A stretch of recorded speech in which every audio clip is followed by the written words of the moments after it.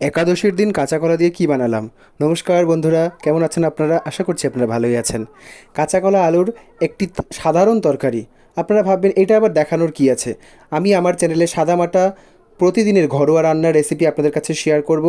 আলু কাঁচা কলাগুলোকে ছুলে নিয়ে সাথে সুন্দর করে কেটে নিয়ে তার সাথে একদম সাধারণ মশলা উপকরণ গোটা জিরে, চেরা কাঁচা লঙ্কা, টমেটো আর তেজপাতা। টমেটোগুলোকে কেটে নিলাম সুন্দর করে।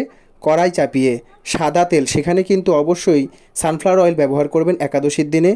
টমেটো একটু সাধারণ ভেজে নিয়ে আলু কাঁচকলাগুলো দিয়ে সুন্দর নেড়ে চেড়ে ভাজা ভাজা হয়ে গেলে ঢাকনা দিয়ে, আর হ্যাঁ, স্বাদ মতো নুনটা তো সেটা দিতেই হবে, ঢাকনা দিয়ে কিছুক্ষণ রেখে তারপরে একটু জল দিয়ে আপনাদের ইচ্ছে মতো নামিয়ে নিয়ে আর একটু স্বাদ বাড়ানোর জন্য আমি দিয়ে দিলাম একটু শুকনো খোলায় বাদাম ভাজা।